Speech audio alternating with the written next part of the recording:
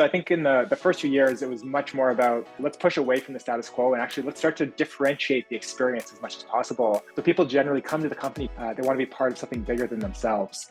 Culture is this amorphous thing that is continuing to evolve. And I think some of the best companies in the world struggle with it. This is the Grow Your Clinic podcast from Clinic Mastery. You have to really think hard about how you delegate, how you work through your managers. The fun trick over time is when you can actually identify truly what you're strong and weak at, and then start to bring in people that are strong where you're weak. That's where you really start to see the scale. When you actually get to the manager levels, it's much more of an emotional game than a skill set game.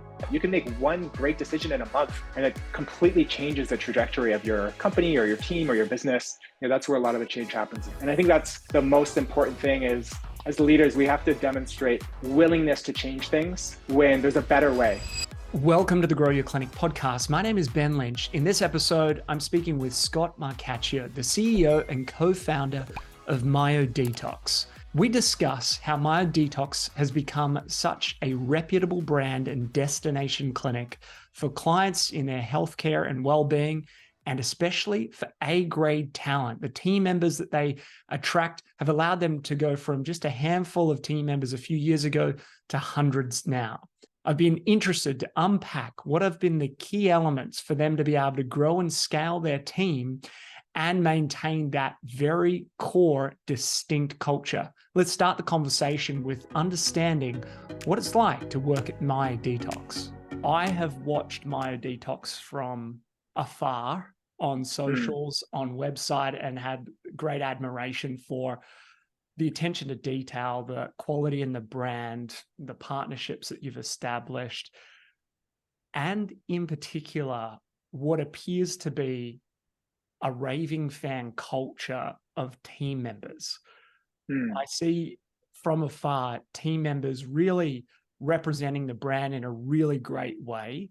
And it seems like you've put a lot of intentional design into the culture that you've created. I'm interested to know how you would actually describe or characterize the Myodetox culture. Yeah, it's a great question.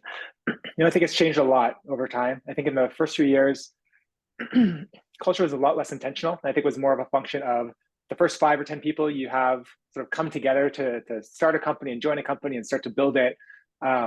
Sort of just sets culture for a few years around, what we all believed and how we communicated and everything. And I think in the early days, it was much more about sort of rebellious upstart energy. It was like if every clinic's painting the walls white and putting these silly anatomy posters on the wall, let's paint the walls black and put some really cool artwork or light box with some beautiful anatomy that's really just different.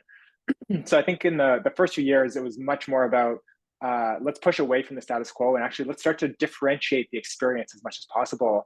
And the culture reflected that, right? It was a little bit more edgy, a little bit more masculine. It was just, that's kind of what you need to get off the ground. And I think what's happened, especially over the last few years, over time, not only has the core team gotten a lot older, we all have kids, we're just talking about kids, but really just the breadth and diversity of people that have joined the team as we went from 10 team members to 100 to now north of 300. You just get such more of a kind of fabric of the company, and that creates so much more nuance to the culture. So today I always think about the company as we have some of the smartest therapists working with us, and not just therapists but non-clinicians. Everyone's super humble, and ultimately we look at Myo as a vehicle for personal development. So people generally come to the company because they want first of all not to be complacent, right? They want to learn, they want to be inspired, they want to push, and ultimately they want to be part of something bigger than themselves. So I think today the culture has gotten to a place where people are, humble, hungry, smart. They want to just continue to do great work and be in an environment that supports that. So it's been fun, and it's going to continue to evolve, I'm sure, as we progress down this journey. I remember you sharing with me earlier days that one of the key things that was going to separate Myodetox from perhaps the dogma of the industry was attracting A-grade talent. And scaled the team massively. If you take me back to the earlier days, how did you attract that A-grade talent, perhaps when you didn't have the brand reputation and standing that you do today? Yeah, I think the early days was really just one-on-one recruitment. We were sort of selling people on this dream, this vision of what we could be and what we could do together. And that attracted a lot of the right people that I'd class as like the early adopters, people that were willing to take a chance with their career and, might have been only a couple of years out of school. So they didn't, have that much to lose. They just want to be a part of it. And what's happened over time is as we've really just kept focusing on a culture of clinical excellence, a lot of our clinical leaders who are both in business positions, but also really hold the torch of being incredible clinicians. I think what's happened is we've penetrated into the schools. So for example, every region we operate in, we have partnerships. Here in LA, we're with USC, in Toronto, University of Toronto, and in Vancouver, UBC. We have our therapists, kind of our senior clinicians in those schools, mentoring, teaching, lecturing, and making sure that next generation of students coming up understands not only does Myo have this beautiful brand and we really care about the experience, but at the core of everything we do is clinical excellence. And that's something we say internally all the time is like good therapy equals good business. Like we can get a lot wrong, but if our therapists aren't incredible, that's really the foundation where we need to start. So I think that's changed over time because in the early days, Vin was obviously an incredible clinician, but we're attracting a very young team. And over time, there's really this commitment to learning and development and mentorship. For example, in every single clinic now, we have a lead therapist, which is a senior clinician, and their sole explicit focus is take, especially junior team members, mentor them. And if you come out of school and you go work somewhere else, and it's going to take you, 5 years to get to some certain level of skill, we want you to come out of school and with Myo get there in 2 years. And how do we build a mentorship system and a ability to support your caseload such that we can fulfill that growth promise? So that's been a big focus for the last 3 or 4 years, and we're really seeing that translate into much easier recruitment now. It's a really great sort of backbone and through line in, I imagine, being able to expand to the team size you're at now. So often when I'm speaking with clinic owners, they're concerned about going to that next location, especially if it's their first time going beyond their home base, about how am I going to replicate this awesome culture that I have at this clinic site into the next site when I'm recruiting a whole bunch of new team members that don't know who we are. They don't understand the fabric of who we are. Yeah. What are some of the lessons that you've learned about successfully being able to replicate the Myodetox culture to different locations as you've grown to above 300 team members? Yeah, that's in hindsight. I think the biggest lesson I've learned is that from, I'd say, 2 locations to 5 is sort of like the valley of death. Because you don't have enough resources coming back from the clinics that you can actually build, real infrastructure, and you have extra therapists that could be traveling across every single location. So, we had this problem, and I've talked to many, many clinic owners that they go from 1 location to 2, and they could still be at those 2 locations and sort of keep an eye on things. And all of a sudden they get to 3 or 4, and it's just such a juggling game. And, there's a fire here, or patients still want to see them. And it just becomes this really critical challenge that is almost unsolvable because you don't have the resources until you kind of pass 4 or 5 locations. So, I don't think we've gotten this right for many years, and then it started to click a lot over the last few years. And I think the ultimate thing we learned is like regional autonomy is really important. We need people in place in Toronto and Vancouver and Los Angeles where we operate that whether I'm there or Vin's there, or some of our other senior folks, the culture feels the same, right? They're able to reinforce that, and they're able to sort of be the culture bearers. And I think that comes back to being very, in the early days, you can be, culture is not really written down. It's sort of just how we do things. Over time, we've gotten much more explicit around how we do things, right? Not what we call freedom within a framework. So we still want people to be themselves and do their thing, but ultimately there's a way that we do things at Myo. And over time, as our clinical leaders who really created that system came to embody that system in every region, we have what I now call like regional harmony. There's a lot more peer mentorship and teamwork, and I can drop into other clinics and the culture feels very similarly. But it's really hard. It's really hard. And I think some of the best companies in the world struggle with it.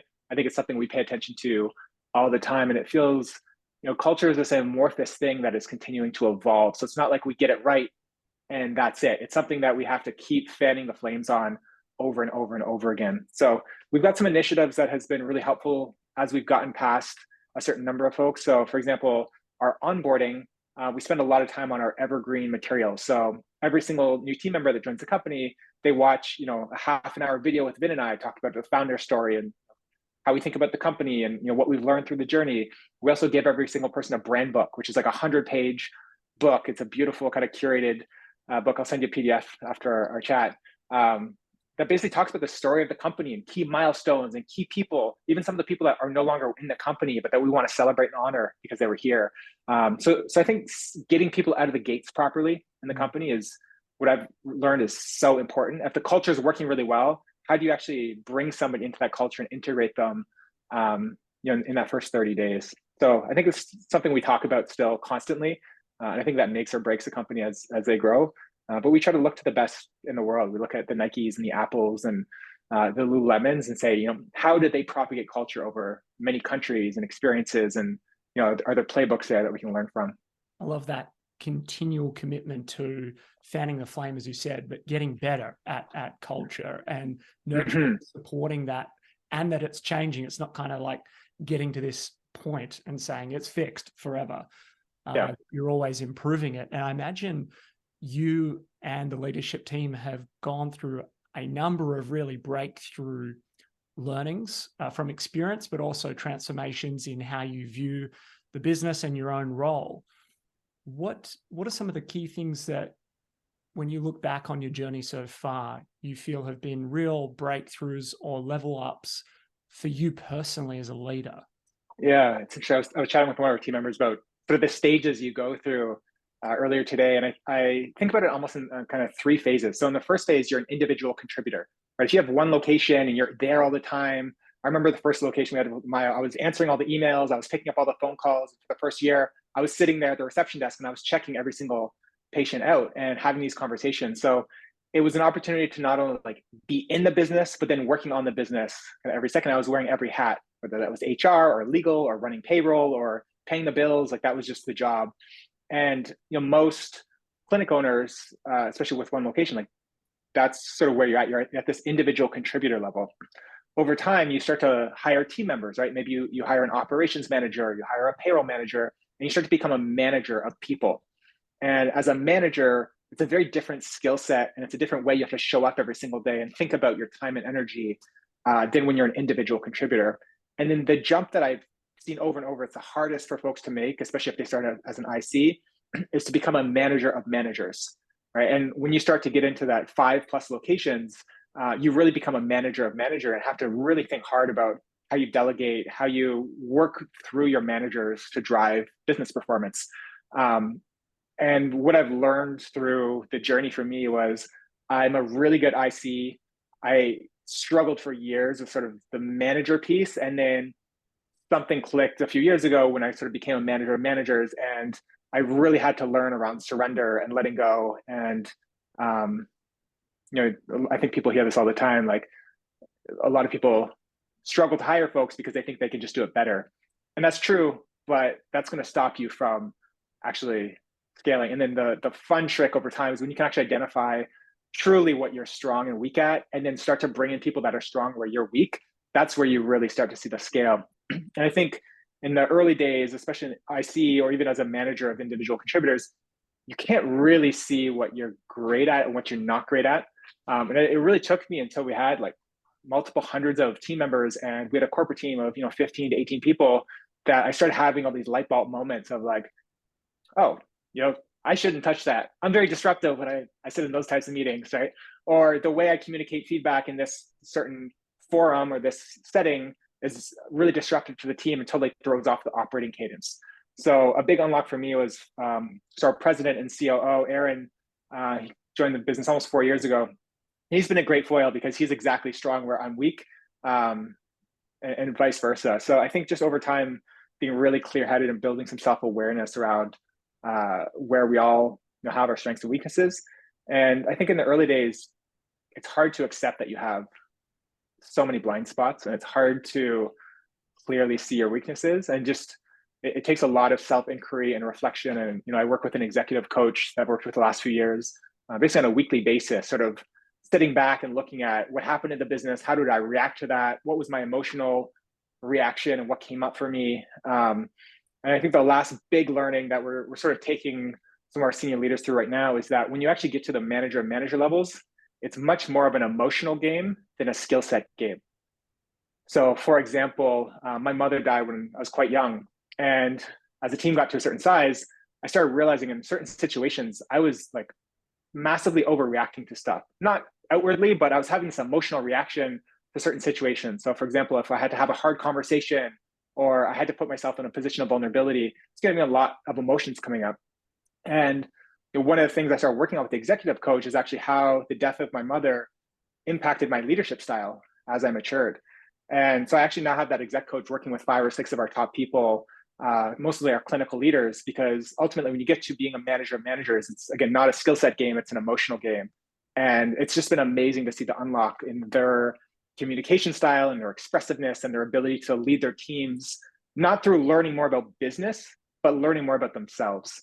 So we spend a lot of time in our company talking about self-leadership and self-development, because ultimately that path of self-leadership is what allows you to be an effective leader and manager over time.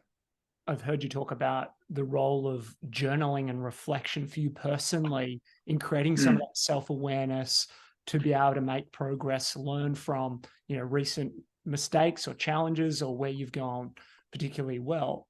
Is that something that you still do? And what role does journaling and reflection play for you in becoming a better leader? Yeah, it's definitely a core part of my toolkit. I've come to recognize there's really 2 types of people.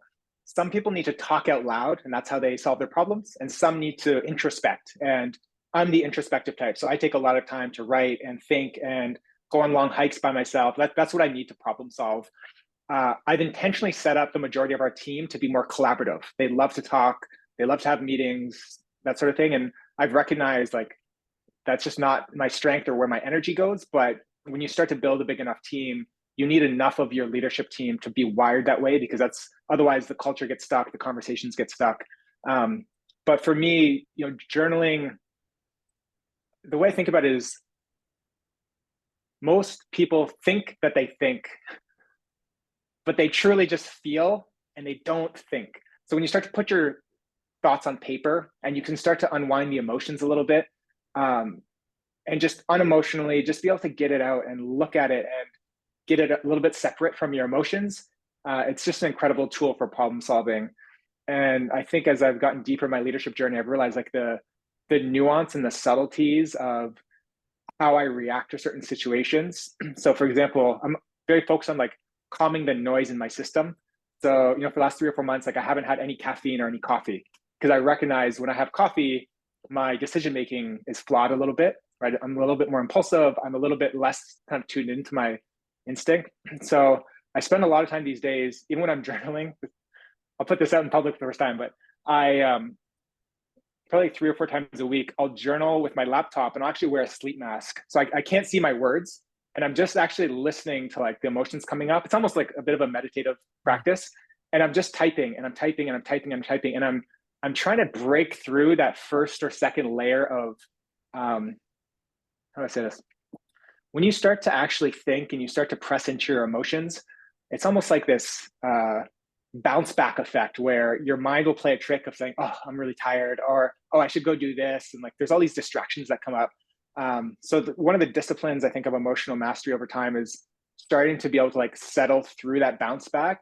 And I found actually journaling without being able to reread it at the moment has allowed me to get really crisp insights. And then over, half an hour later or the next day, I'll go back and reread it and sort of be thinking about it. But yeah, so much of what I'm practicing now is actually about like the emotional nuance of making really good decisions and recognizing so many of my decisions in the past were from a place of, like an emotional hurricane that I thought I was just making good decisions. But as I went back and read previous journals, I recognized I was feeling my way through decisions versus actually thinking about them. So journaling is just a way to really sharpen up your thinking, and it matters, right? If you're in a CEO seat or you're in a senior executive seat, like your job is to make very good decisions, and it doesn't have to be a lot. You can make one great decision in a month and it completely changes the trajectory of your company or your team or your business. So yeah, I'm very focused on quality these days, and I think that ties into how I think about my time and calendar and scheduling and all that stuff. But yeah, high quality decision making is ultimately like the first bullet point of my job description. in that job description, how do you know that you're doing a good job? Like, you're the CEO of the company. How are you Mm. measured? Or internally, how do you know that you're being effective? I mean, first of all, that's one of the hardest things, I think, as folks, that if you've never been in a senior manager role or a VP role or a CEO seat, most people get terrified the first few years you're in there, because there actually is not necessarily a scoreboard to say, hey, you're doing a great job. Over time, I've come to recognize a couple of things. Like, one, there's the quantitative performance, right? Is the business growing, right? Are we hitting our targets? Are we meeting our budget? Great. I mean, ultimately, if I can create more value, that's clearly a part of my job. But the other thing for us is, so we just did an annual engagement survey. So we had 95% of our organization participate, and we asked them, I don't know, like 60 or 70 questions, something pretty deep. It gave us really, really interesting qualitative data around just the engagement level of the company. What are we doing well? What aren't we doing well? Where are there opportunities? Where are our strengths? So I think finding a path to getting a touch point around culture and like engagement level, because ultimately, if the team is happy and the business is performing, and so, to me personally, our kind of next generation of leaders are developing, and it's very clear that we're growing people. To me, those are like the three boxes I need to check, and if those are all checked, I'm doing a great job. In the past, though, I think that you hear this term imposter syndrome, or people getting in the role and sort of trying to figure out how do you know you're doing well. You don't, right? You just you have to get very comfortable with the anxiety that comes from how gray the role is. And over time, each business is a little bit different. And if you know your business, you know what great performance looks like and what great culture looks like, over time you can get a bit more settled with that. I think having that sort of scoreboard available to you is a good feedback loop to calibrate, make better decisions, know how those decisions in the past have gone. Talked about journaling being somewhat of a internal way to get a feedback loop on how you're going. What are some other ways that you use feedback loops to navigate decision-making across the organization, whether in your role or empowering other managers and leaders to be better at decision-making? Yeah, I think it's something that we still think about constantly, of how do we make sure that all the right stakeholders are feeling like they're being expressed and they're being heard by everything. So the culture survey that we just did last month is a great example of like, that's sort of a wide net. We're going to cast this and make sure we kind of get a feel for everything. Something that I think we've gotten better at is what, again, I'll call regional harmony. So we're a completely remote company. And I mean, that was pre-COVID. We had some offices in Toronto and Vancouver, but we've never, I think in history, really had like all the team in one city. So it's taken us some time to sort of figure out our post-COVID rhythm. And what we found to sort of be the optimal rhythm now is that every 3 months, every 12 weeks, we get about 15 people on our corporate team, sort of the senior folks, together in one of the cities that we operate in. And we spend 2 full days together, really talking about the business. We spend the first 2 or 3 hours actually more on the emotional side of things, right? What's everyone feeling great around? What's the frustration, right? If there's one thing in the business today you could change, what would it be? And for me, actually, in my seat, that gives me a really healthy range, because our regional leaders are there, some of our operations folks, some of our people and talent folks. So it gives me a really nice, it's almost like my little focus group every quarter, and I get to sense like where's the health of the business. And then our regional leaders do something similar with our clinic directors or lead therapists. They get them together for recharges or sort of regional recharges, where they're able to sort of assess that and sort of have that feedback coming back. So ultimately, I think of clinics as this symbiosis between clinical thinking and business thinking, and there just needs to be a flow of information in and out. And there's many ways to do that. I think every culture is different. We tend to have a bit of a younger culture, so they're more comfortable with we run our business on Slack and Notion, and we share video updates, and then try to reinforce that with our in-person get-togethers. So yeah, thinking about how do we cast wide nets for the whole org, and then for me, how do I make sure that I'm really listening to our key leaders, and because they're in the field every single day, they're able to dredge up some things that I just can't necessarily see if I'm not in the clinics every single day. So I think it's a work in progress. It's something that we're always thinking about, of that flow of feedback, both upwards and downwards. At an individual contributor level or individual practitioner level, part of the feedback loop is how well are they doing in their role. There's a Mhm. commercial element to their role of being able to be sustainable in supporting their wages. How do you balance or address the performance-based measures that a therapist will be supported with, held to account on, and A-grade clinical excellence care?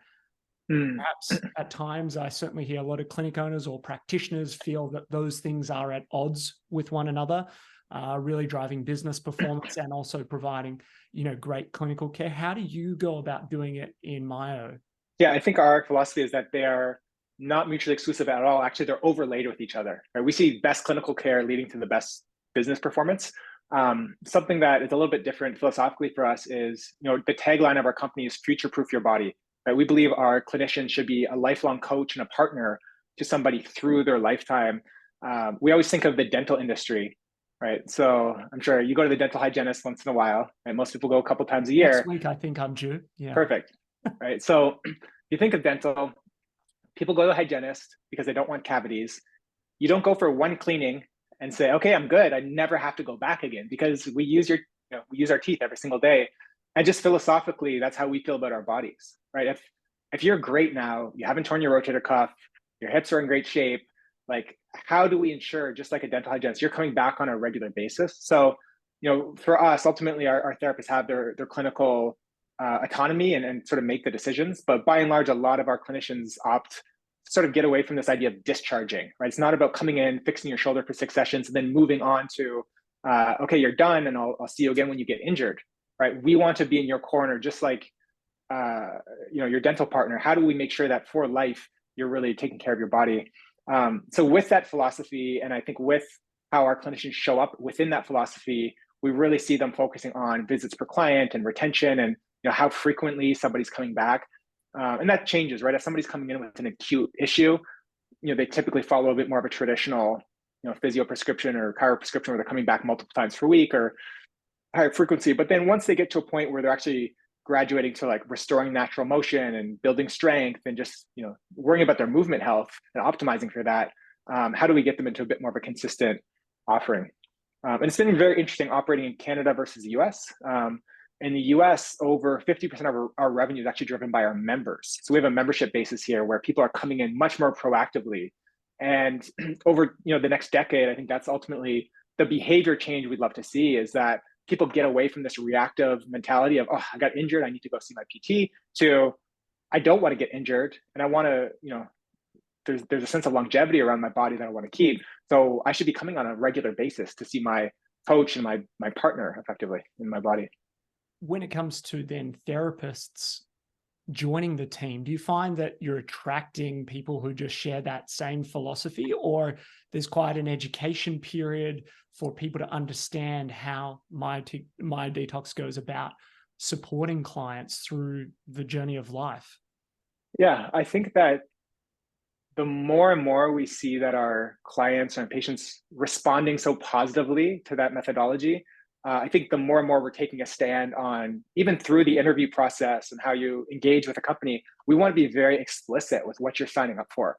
Because what we're trying to do is different. We're trying to really shift how people take care of their bodies. And we're trying to do that on a big scale. So what you're signing up for here is not the status quo. It's about, you're part of this movement to actually educate clients and consumers over the next decade on why they should be coming proactively, right? And it's just like you go and see your dental hygienist. It's like, why, if you have high cholesterol, you're not going to be eating cheeseburgers, or hopefully you're not, right? There's just this whole epidemic around musculoskeletal injury. I look at the stats in America. So it's over $400 billion a year is spent on MSK injuries, right? So that's low back pain, neck pain, mostly surgeries. And a lot of that's backloaded in the last 10 to 15 years of life. And that is more that's spent on cancer than on diabetes, on heart disease. It's absolutely mind-blowing to us of how much waste and also suffering there is, and unnecessary surgeries, and people that get hooked on pain meds just because we couldn't have an honest conversation up front of, if you don't take care of your shoulder or you don't take care of your hip mobility, here's where you're heading. So I think we're finding more and more people that resonate with that idea. I think post-COVID, there's been a real shift in people understanding the importance of self-care, and also willing to spend money, not just on fitness, but on like holistic health and good quality therapy being a key component of that. So more and more, we're seeing more folks get that and want to join the mission. And then other people that, like the old model and stay reactive, and they shouldn't come and work here. And I think over the last few years, especially, we're able to be much more explicit with, we know who does really well in our system and we know who doesn't, and they're not going to be happy. So let's try to be as upfront about that in our marketing messaging and our recruitment process. You spoke about a key part of Myodetox is career development. That is part of what you are trying to do and support the next generation, the current generation of therapists. When they are onboarded, what are some of the key things that you're investing in to support that development happening with all the therapists that you have so that they are delivering this A-grade clinical care? Yeah, we especially that first week of onboarding, we focus kind of on a nice mix of company onboarding, culture, brand, etc. We focus on soft skills and the ability to communicate the value. And then the last piece is the technical piece and the actual, how do you deliver the value? We find a lot of folks come to us because they're already, they've been through school. Oftentimes they've worked, in private practice for a few years. So they're coming to us with an incredible toolkit. I think what we see is the first 90 days with us is actually more just about refining the toolkit, giving them lots of practice, giving them lots of reps, pairing them with a lead therapist in the clinic so that they can get personalized mentorship in those first few months and and beyond. But there's also a lot of unlearning, right? I think one of our clinical principles is that talking in plain language. If you're explaining something to a client and they don't understand it, but you're using all these anatomical terms because that's what you're taught in school, and it makes you feel smart, it makes you feel like the authority. It doesn't matter if our clients do not understand you. You're sort of missing the opportunity to actually meet them at their level and meet them where they are and empower them, right, to learn more about their body. So we have some key principles that we really focus on guiding people through in that first 90 days of onboarding. Another one that's really important to us is providing an aha moment in that first session. Right, we see people coming in, if they learn something about their body and they literally have this aha moment, they get excited to learn more and they get excited to come back. And ultimately, we see much more engagement in somebody's treatment plan. So we've I think, really dissected the psychology of what makes a great session, and then try to show people and role play with them. And we have looked into a lot of other clinics, and people promise mentorship all the time. They promise development. It just rarely that promise rarely gets fulfilled. So for us, we take it very seriously. We want to make sure therapists that come through our system and kind of work up through our mentorship over a period of years just become sort of the best version of themselves and able to not only deliver great therapy, but communicate that therapy, because that's where a lot of the change happens as well. You touched on something really important there, role play. Just brings to mind one of my partners here at Clinic Mastery, Shane. He says it's called role play, not role serious, meaning have fun with it. You got to enjoy the process. And what I often find is that people aren't willing to give it a shot, or they do, but they just don't do it for a sustained period of time. And it's such an important way to master a skill, to get better at something. How do you go about introducing role play to new team members in particular who aren't yet perhaps familiar with this is the way we do things at Myodetox? And then what are some, maybe pointers that you found useful for a effective role play so that it translates into the consult room? So we think about sports teams a lot, right? It would be insane for LeBron, maybe not LeBron because he's had many years, but imagine you're the newest team member on a basketball team.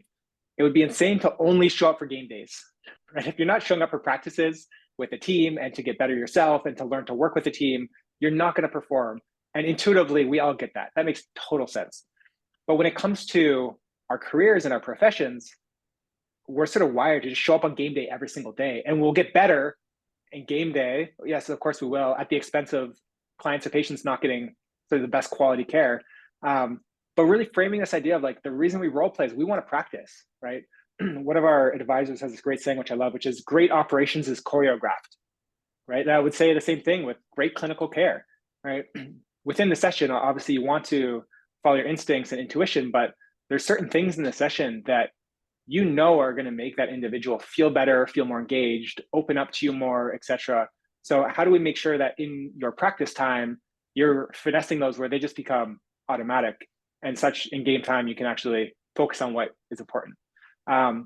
So we introduce it as, in that first week of onboarding. And I think most importantly, getting team members to practice with each other. It's very hard, I think, having a one single manager onboarding a single individual, and they're trying to do this role-playing thing, that can be a little bit stiff. But once you get a group of 4 or 5 folks, and it's, back to your thing of role play, like it's a little bit more of a fun opportunity. And something we do in our first week is we'll do some role playing, and then we'll actually sit back and reflect on, how was this approach? How did you feel about that?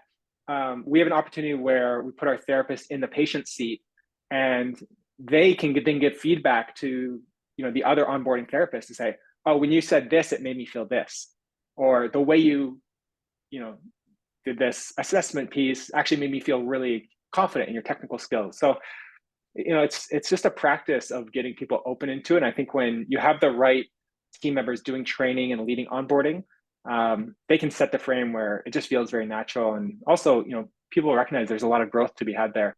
But somebody's got to break the ice, and having good trainers helps a lot. So if that's one of the key inputs to getting therapists to deliver this great clinical care, and that being a key element to which you've built the brand on and continue to attract great talent to then kind of almost spin the flywheel here and grow the company. One of the things that I see from afar is a great external communication of the brand. And that's one element in terms of the visuals, the aesthetics of the clinics, the way you show up in the content online, the videos, the blog posts. There's a great cohesiveness about what you put out. So often when I'm speaking with clinic owners, they're like, I feel like I've got something really great and I want to share it with the world. And I really want to develop my brand reputation. I'm really interested in, how do you think about brand, and how do you think about building that brand reputation so that you reach more people, whether that be clients, investors or partners, therapists? How do you go about thinking about brand? I think the most important thing with brand is like understanding the market you're playing in, right? If you're going to be in your hometown and maybe one day you'll have 3 or 4 locations, you should think about brand completely differently than if you're trying to expand nationally across your country, or multinationally, or to another city. Like it's just a completely different framework, and therefore like a different level of investment, time, energy, capital that you'd want to put into that. So I'll give you 2 answers. One is, I think the conversation I'm 99% of the time with clinic owners that are really focused on just their local markets. And what I say is, you should almost completely ignore social media. I think the mistakes people make in 2023 is they spend way too much energy and time thinking about their digital brand and social media and everything, which is very a global channel, and they miss the impact they can have in their local communities and just becoming extremely well known in the couple kilometers or miles within their clinic. So I think people would be much better served, most clinic owners, leaning in 10 times harder on their local community impact and outreach, and really getting to know, if every single small business owner within a couple of miles from you is not coming into your clinic regularly, like that's an issue, and that should be like your first step, right? And then continue to build from there. But over and over, just because we have had a lot of success with social media, we have a lot of people reach out wanting to know the secrets of social media. And the secret is, you should have started in 2015, because the Instagram algorithm from 2015 to 2018 was incredibly rewarding to educational content marketing, especially video marketing. And we built a lot of our early brand efforts through Instagram, that we then leveraged into partnerships with like Nike and Lululemon and Equinox and these bigger brands. But if I was starting today, social would be very low on our priority list. So that's sort of my answer to like mom and pop. If you got 1 or 2 clinics, that's, I think, where the energy should go when you think about brand. And ultimately, brand is what people say when you're not in the room. And you want to have a raving community of clients that are leaving 5-star reviews, are telling their friends and family about you, are sending referrals. And that's a huge success story around a local brand. So I would focus on that. For us, we've taken a bit of a different approach. Again, we just thought, first of all, my co-founder, Vin, who's a physical therapist, and I was actually a patient of his, and that's how this all came to be. He's an incredible marketer, incredible networker, and rode that wave of Instagram very early, grew from 2,000 people to 100,000 to now over 500,000 followers, and has been able to treat some incredible celebrities and athletes and people that were able to amplify a lot of our brand efforts. But from very early, we had a commitment. We wanted to have as a buttoned up, differentiated experience as possible, both in and outside of the clinic. And I talked earlier about painting the walls black, right? That's all, in the early days, we had no money. So we like, what can we do to differentiate? Let's just do everything different. And then over time, it was, instead of investing in certain areas that might've made more sense at the size of the company, we invested a lot in our brand and creative team early. So bring on a full-time designer, bring on a full-time brand director. And that really helped us look a lot bigger than we actually were. And we then had this issue for 3-4 years where the brand was so much bigger than the business. This is when we had like 3 or 4 locations in Toronto.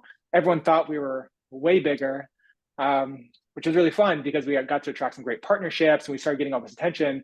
But it's also stressful in the back end because we had, again, very little resources, and we're trying to figure out, what does this business look like when it grows up?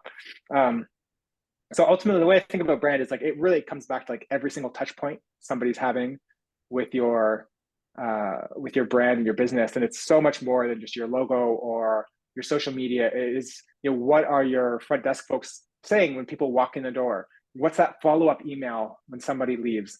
When you're doing email marketing to your list, right? Are you telling stories about your clients, or are you talking about local events? Like, how are you weaving the personality of your brand into every touch point? So we think about that constantly, and yeah, I think you'll see a lot more brand updates from our end over the next year. We've got a lot of fun stuff cooking right now. That's awesome. What strikes me in this conversation and from past conversations and knowing you is that you're always looking to improve, whether that be the 1%ers or the bigger things, the attention to detail and the intentional design. Certainly more recently, as you said, maybe not so much in the early days. It was just kind of be the opposite. Well, I guess that's intentional. And so mastery is core to what we do. And we believe, it is about getting better every day. But what does mastery mean to you and perhaps to Myodetox? I think that's it. It's just, we talk about this a lot, where we're building a one-of-one company. Like, we don't sort of look at traditional physio companies as our direct competition. And when we look beyond just the kind of traditional space, we don't see anyone trying to do exactly what we're doing. So we always look at some of the best brands in the world to get our inspiration of like, what is possible, right? Can we actually build the first global brand of therapy and really shift how people take care of their bodies? And I think that with that frame of like that word of mastery, it's just about continuous and never-ending improvement. Because we're building something that hasn't been built before, there's not really a playbook we can look at and say, oh, that's what great looks like. We can, look at the Nikes, the Apples of the world and say, wow, that's very inspirational. But then we have to come back and bring it into like our unique circumstances of what we're building, and what works in another company doesn't always work in our company. So it really is just about a commitment. One of our 5 core values is never stop learning. And some of the subtext of that core value talks about we operate like tinkerers, right? We're always tinkering. And that's an interesting thing as a manager, because the human bias is always to be resistant to change, and people hate change management. I think over time, we're not exactly where I'd like to be, but we're much better at just getting really comfortable that assuming things are going to be changing all the time, because we're always looking for a better way to do things. And if we're not stress testing the systems every time, we're going to get complacent over time. So we just onboarded someone. I actually had a coffee with her this morning, and what I told her, I'm like, you have this amazing opportunity the first 60 days that you're with Myo, because your eyes are brand new. You're going to see things that we might have been looking at for the last 4 years. And it might be obvious to us, but you're going to come in and say, wait, why are we doing that way? So it's so important, is what I told her, the first 60 days to speak up, right? If you see something and you question everything, like, there's nothing sacred here. And I think that's the most important thing is, as leaders, we have to demonstrate the willingness to change things. when there's a better way. And ultimately, our North Star is, does this make this a better client experience? And does it make it a better experience for our team members, particularly our therapists, because they're in the trenches every single day having to practice their craft. So how can we better support that experience for them? And therefore, we're changing things all the time. So it's been a really fun experience actually having so many locations now, because you start to see these patterns and you start to get a lot of, it's like the signal versus noise. You start to see these patterns coming up in the feedback that we receive. And that helps to inform us of where we can keep getting better. I love it. I think it's awesome to hear how, as we would frame it, you're leading inspired teams to transform client experiences and ultimately amplify your impact, which is changing the paradigm of healthcare. Thank you for sharing so openly in this episode. I'm sure we'll have another conversation soon enough when we hear and see some of the great progress that you're making clearly behind the scenes come to life in a public domain. Thank you so much for sharing. Yeah, I appreciate you having me. Great to see you. That's it for this episode. You can catch all the show notes over at clinicmastery.com. And please like and subscribe on YouTube for more awesome content just like this. All right. We'll see you on another episode very soon. Bye for now. Thanks for tuning in to the Grow Your Clinic podcast. To find out more about past episodes or how we can help you, head to www.clinicmastery.com/podcast. And please remember to rate and review us on your podcast player of choice. See you on the next episode.